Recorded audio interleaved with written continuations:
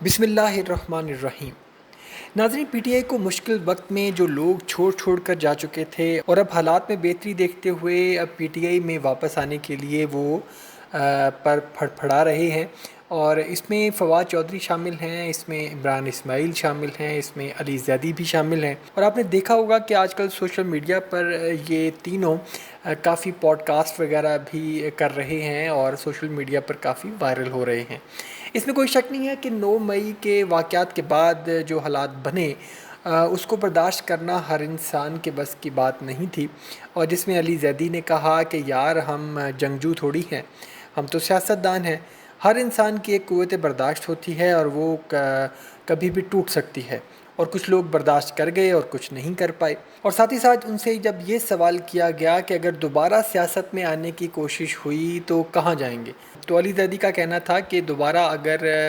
سیاسی سفر کا آغاز کیا تو خان صاحب کے ساتھ ہی کروں گا، ادروائز نہیں کروں گا۔ دوسری جانب آج کل فواد چودھری صاحب بھی پی ٹی آئی میں واپس آنے کی باتیں کر رہے ہیں، اور ان کا کہنا ہے کہ انہوں نے تو پی ٹی آئی کبھی چھوڑی ہی نہیں تھی، وہ آج بھی پی ٹی آئی کا حصہ ہیں، اور ایک پریس کانفرنس ان کے سیاسی فل سٹاپ کا نشان نہیں ہو سکتی۔ اور عمران اسماعیل صاحب جو پی ٹی آئی کی طرف سے سندھ کے گورنر بھی رہ چکے ہیں، جن کے مطابق وہ عمران خان کے ساتھ اس وقت سے ہیں جب لوگ ان کی سیاست پر ہنسا کرتے تھے، لیکن آج وہ یہ سمجھتے ہیں کہ پی ٹی آئی سے بھی کچھ سیاسی غلطیاں ہوئی ہیں جو کہ نہیں ہونا چاہیے تھی، اور 9 مئی کا واقعہ جو تھا وہ نہیں ہونا چاہیے تھا۔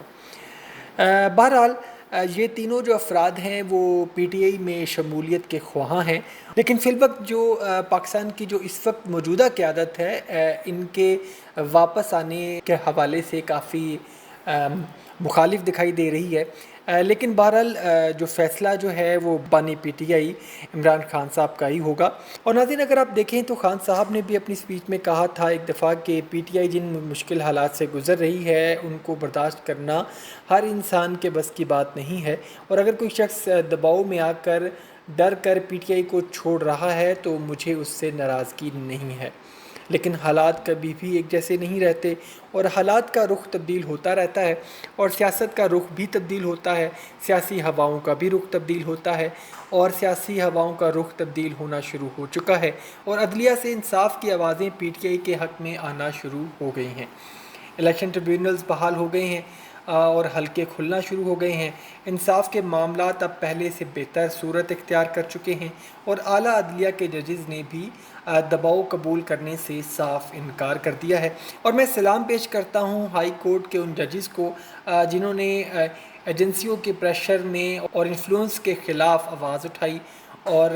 یہ آج تک پاکستان کی تاریخ میں کبھی بھی نہیں ہوا، اور عوامی شعور جو ہے وہ اب بیدار ہونا شروع ہو چکا ہے۔ اور ناظرین، دیگر آوازیں بھی اٹھنا شروع ہو گئی ہیں، اور ایک سابقہ بریگیڈیئر صاحب کے بیٹے نے پریس کانفرنس کی ہے، اور انہوں نے پریس کانفرنس میں ان کی رہائی کا مطالبہ کیا ہے، اور بیٹے کا کہنا ہے کہ اس کے والد بریگیڈیئر جاوید اکرم 75 سال کے شخص ہیں، اور انہوں نے 30 سال فوج کی نوکری کی ہے اور اس قوم کی خدمت کی ہے، اور 20 سال اپنا مذہبی فریضہ سمجھ کر سیاست بھی کی ہے، اور بنیادی طور پر ان کو 50 سال ہو گئے ہیں اس قوم کی خدمت کرتے ہوئے، اور ان کا قصور صرف اتنا ہے کہ وہ شاید ان لوگوں میں سے نہیں تھے جن کے اوپر کرپشن کے کوئی کیسز تھے، اور اسی وجہ سے وہ ان کو مجبور نہیں کر سکے 9 مئی کو پریس کانفرنس کرنے کے لیے۔ اور ان کے بیٹے کا کہنا تھا کہ جب 9 مئی کا واقعہ پیش آیا تو وہ شام 6 بجے تک اپنے گھر میں ہی آرام کر رہے تھے،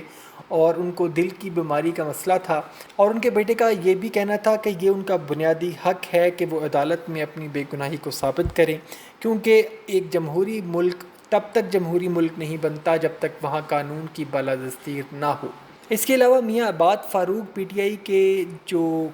کارکن کا کیس بھی آپ کے سامنے ہے، یہ وہ شخص ہیں جو 9 مئی کے بعد سب سے پہلے قانون نافذ کرنے والے اداروں نے جن کو گرفتار کیا، اور ان کا ایک معصوم بیٹا اپنے والد کی جبری گمشدگی کے ٹراما میں چلا گیا اور سروائیو نہ کر پایا، اور ان کے باقی بیٹے بھی آج بھی اپنے والد کی رہائی کا مطالبہ کر رہے ہیں، اور ان کی بیوی جو ہے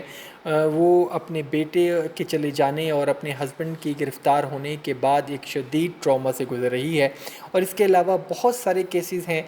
جس میں مردوں اور خواتین کو حوالات میں بند رکھا گیا ہے، جس کے بارے میں کسی کو کچھ معلوم نہیں ہے کہ وہ کہاں ہیں۔ اور جمہوری ملک میں انصاف کا پلیٹ فارم سب کا حق ہوتا ہے کہ جہاں وہ اپنی بے گناہی کو ثابت کر سکتے ہیں۔ اور ناظرین، شاید پی ٹی آئی وہ جماعت ہے جس کو ایک بڑی سیاسی جماعت بننے کے لیے ایسی قربانیوں سے ہو کر گزرنا ضروری تھا، کیونکہ شروع سے ہی پی ٹی آئی پر ایک ممی ڈیڈی جماعت کا ٹیگ لگا ہوا تھا کہ یہ ممی ڈیڈی جماعت ہے، یہ لوگ جبر برداشت نہیں کر پائیں گے۔ اور اگر ہسٹری دکھائیں تو پاکستان کی دو بڑی سیاسی جماعتیں جو مسلم لیگ نون اور پاکستان پیپلز پارٹی، دونوں جماعتوں نے آمری دور میں قید و بند اور مشکل دور دیکھا ہے۔ زیادہ دور میں پاکستان پیپلز پارٹی کے ورکرز پر جو مظالم ہوئے وہ تاریخ کا حصہ ہے۔ پاکستان پیپلز پارٹیز کے ورکرز نے اپنے لیڈر بھٹو کے لیے جیل بھی کاٹی، کوڑے بھی کھائے،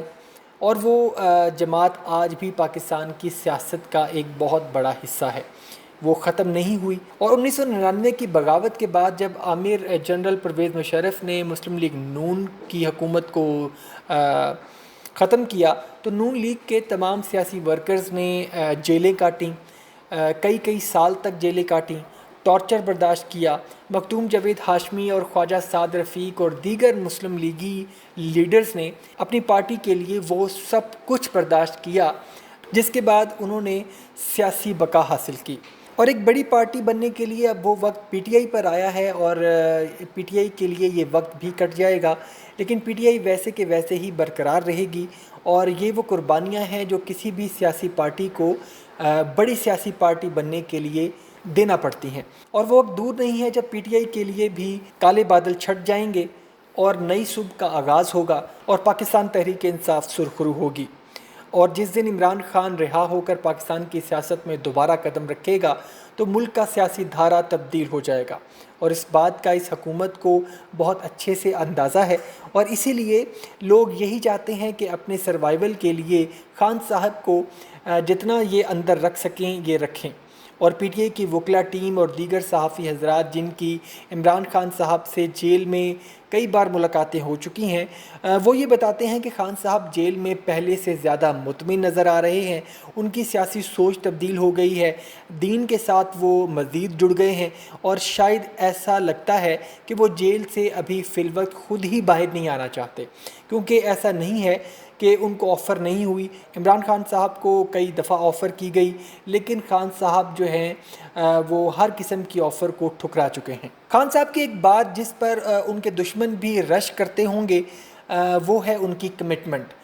کہ خان صاحب نے کہا تھا کہ وہ پاکستان چھوڑ کر کہیں نہیں جانے والے، نہ ہی وہ کسی ڈیل کا حصہ بنیں گے، اور نہ ہی وہ اپنا ملک چھوڑ کر باہر بھاگیں گے۔